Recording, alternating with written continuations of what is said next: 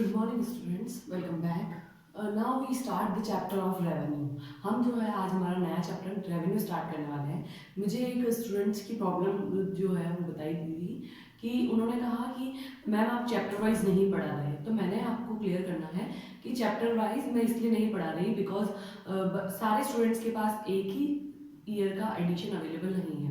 किसी के पास 2017 है, 18 है, 19 है या 20 है। ठीक है, तो हर के पास अलग अलग एडिशंस अवेलेबल है, तो उसके अकॉर्डिंग जो है चैप्टर जो है हमारे चेंज हो जाते हैं। जैसे मान लीजिए कि मेरे किसी 2019 की जो एडिशन है उसके अंदर जो चैप्टर 3 है वो हो सकता है कि 2017 के एडिशन में वो सेकंड चैप्टर हो। तो कुछ चैप्टर्स को मर्ज किया हुआ है और कुछ चैप्टर्स को जो है ट्रांसफॉर्म कर दिया गया है, इधर से उधर टॉपिक को उठा लिया गया है। तो आप जो है कंफ्यूज होने की जरूरत नहीं है। मैंने चैप्टर वाइज इसीलिए नहीं पढ़ाया इसकी ताकि जो है आप ध्यान से टॉपिक वाइज पढ़ सके और आपको कोई कंफ्यूजन ना हो। तो हम बेसिकली 1 to 1 टॉपिक चल रहे हैं। अगर आपको फिर भी कोई प्रॉब्लम आती है तो आप पूछ सकते हैं। जैसे लास्ट चैप्टर तक हमने कॉस्ट को कंप्लीट किया था, तो आप ये ना देखें कि वो 7 चैप्टर है आपकी बुक में, 8 चैप्टर है या 9 चैप्टर है। आप ये देखें कि चैप्टर कॉस्ट आपके बुक में कहाँ है। ठीक है, कॉस्ट को फिर आप लें और उसके बाद मैंने आपको टॉपिक टू टॉपिक पढ़ाया है। आपको जो है इसके बाद में आपकी जो वीडियो आती है उसके अंदर जो टाइटल आता है वो भी टॉपिक का ही टाइटल डाला गया है ताकि आपको कोई कंफ्यूजन ना रहे। हो सकता है कभी कभी कि साथ में एक छोटा सा टॉपिक और भी ऐड कर दिया गया हो, तो वीडियो पूरी एंड तक देखें ताकि आपको पता चल जाए कि इसमें कौन कौन से और टॉपिक, जो छोटे छोटे टॉपिक है उनको अलग से वीडियो नहीं बना सकते तो उनमें ही कवर कर दिया गया है। ठीक है, तो ये चीज़ आप टॉपिक वाइज हम पढ़ा रहे हैं तो आप उसका ध्यान रखें। ठीक है, आज जो है हम अपना रेवेन्यू चैप्टर स्टार्ट करने वाले हैं। 2019 का एडिशन मेरे पास होगा, सॉरी 18-19 का एडिशन होगा। उसमें जो है मेरे 9 चैप्टर है। आपके मुझे नहीं पता कि किसके पास कौन सी बुक अवेलेबल है, तो उसके पास कौन सा एडिशन है और उसके कौन सा चैप्टर है। बट आप ये ध्यान रखें कि हम जो है आज रेवेन्यू स्टार्ट करने वाले हैं। अब रेवेन्यू क्या है, जैसे आपने कॉस्ट पढ़ी है तो प्रोड्यूसर जब किसी चीज को बनाता है यानी किसी भी गुड्स और सर्विसेज को वो प्रोड्यूस करता है तो उसके लिए कॉस्ट लगती है, यानी वो इनपुट्स है। ठीक है, अब जब आपको आउटपुट उसका क्या मिलता है वो देखते हैं। रेवेन्यू का मतलब होता है कि प्रोड्यूसर ने गुड्स और सर्विसेज बनाई हैं तो उसके बदले उसको जो पेमेंट मिलता है वो जो होगा वो रेवेन्यू होगा।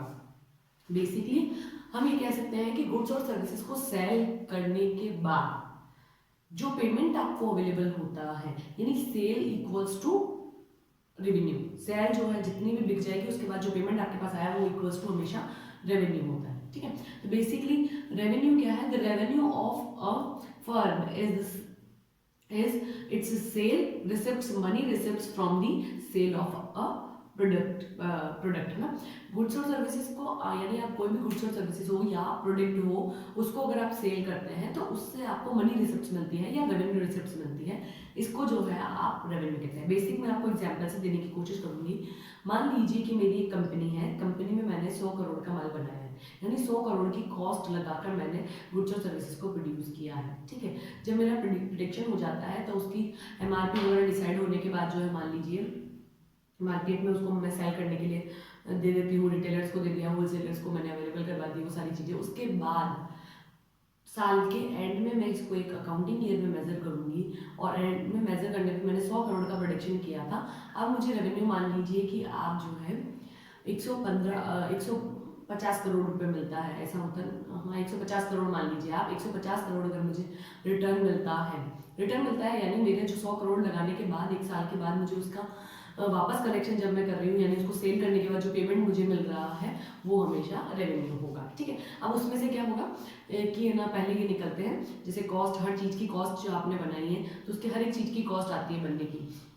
जैसे आप रेंट पे करते हैं, आप इंटरेस्ट पे करते हैं, आपने जो अपनी कैपिटल लगाई है उसके ऊपर, जो सैलरीज आप पे कर रहे हैं, वेजेस जो आप पे कर रहे हैं, सब कुछ पे करने के बाद आप सबको कंपनसेशंस को, इंटरेस्ट को, रेंट को, इन सबको हटा देंगे, सबको माइनस कर देंगे। आपको जो रिटर्न अमाउंट मिला है उससे, उसके बाद आपको प्रॉफिट मिल जाएगा। ठीक है, तो बेसिक कंडीशन ये होती है कि रेवेन्यू क्या है, गुड्स और सर्विसेज को सेल करने के बदले मिलने वाली मनी रिसिप्ट या रेवेन्यू रिसिप्ट या फिर हम कह सकते हैं पेमेंट जो होगा हमारा रेवेन्यू होता है। ठीक है, अब रेवेन्यू क्या है, हम कह सकते हैं कि रेवेन्यू जो है इनपुट्स का एक रिटर्न है। इनपुट्स जो आप लगाते हैं उसके बदले आपको मिलने वाला एक रिटर्न है। ठीक है, तो प्रॉफिट और कॉस्ट में हमने इंटरेस्ट, रेंट और कंपनसेशन को ऐड किया है, ठीक है, हमने प्रॉफिट को इसमें ऐड नहीं किया है। तो बेसिकली मैं आपको बता देती हूँ कि इंटरेस्ट, रेंट,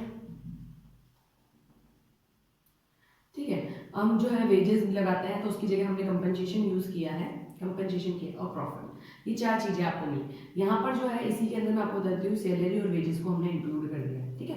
तो ये चार चीजें हो गई, क्या हो गई, इंटरेस्ट, रेंट, सैलरी और वेजेस को ऐड करके हमने कंपनसेशन बनाया है और प्रॉफिट एक अलग हिस्सा है, ठीक है। इन सब के बदले एक रिटर्न मिलता है, उसको हम रेवेन्यू कहते हैं। तो प्रॉफिट इक्वल टू मैं लिख सकती हूँ रेवेन्यू माइनस कॉस्ट। अगर मुझे प्रॉफिट निकालनी होगी तो रेवेन्यू सबका रिटर्न है, ये मान लीजिए रेवेन्यू, ये सबका रिटर्न हुआ, सबका रिटर्न है, उसमें से अगर मैंने कॉस्ट निकाल दी तो प्रॉफिट मिल जाएगा। ये सारी जो चीजें हैं वो हमारी कॉस्ट है, ठीक है।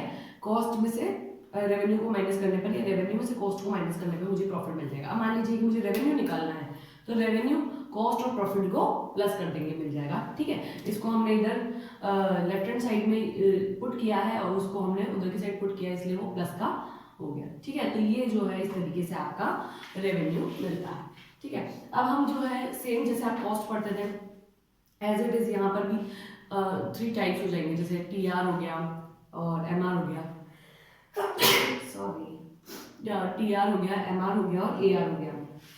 अब देखिए आप कहेंगे कि ये तो सब सिमिलर सा ही हो रहा है, तो सिमिलर से ही है।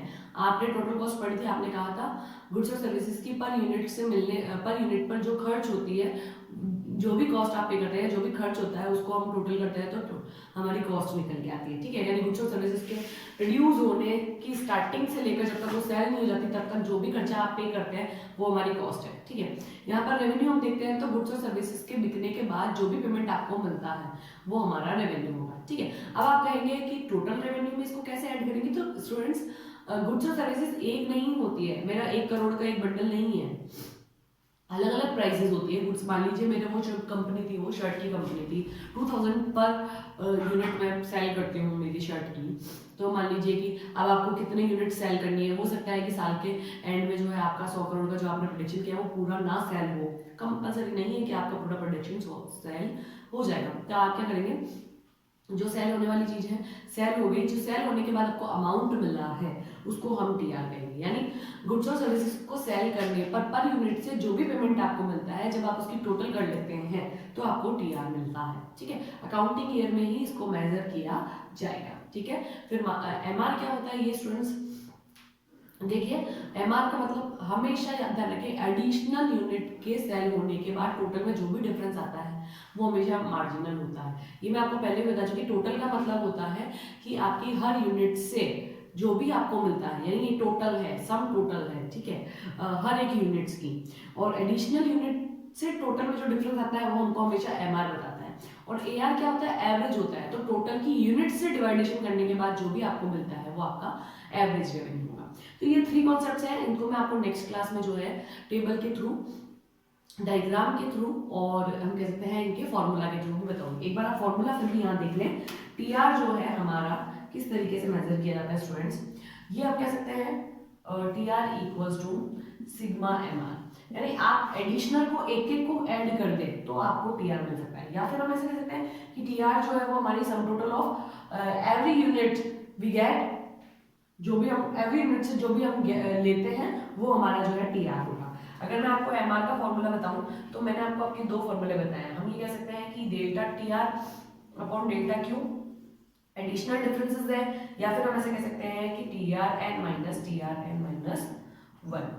क्लियर है। अगर आपको एआर निकालना होता है स्टूडेंट्स तो हमको क्लियरली मेंशन है कि टीआर में से हम जो है क्यू का डिवाइडेशन कर सकते हैं, यानी यूनिट्स को हम जो है डिवाइड कर देंगे तो आपको जो है रेवेन्यू अवेलेबल हो जाएगी। ये हमारे 3 तरह के कॉन्सेप्ट्स मैंने आपको बताया जो आपने पहले भी पढ़े हैं। अगर आपने कॉस्ट को ढंग से पढ़ा तो रेवेन्यू में प्रॉब्लम नहीं आएगी, कॉस्ट बस इनपुट्स होती है और ये हमारी आउटपुट्स होती है। क्लियर है। अगर आपको कोई भी प्रॉब्लम आती है आप पूछिए, इसके नेक्स्ट क्लास में हम टीआर, एमआर और एआर को डिस्कस करेंगे। Okay, thank you.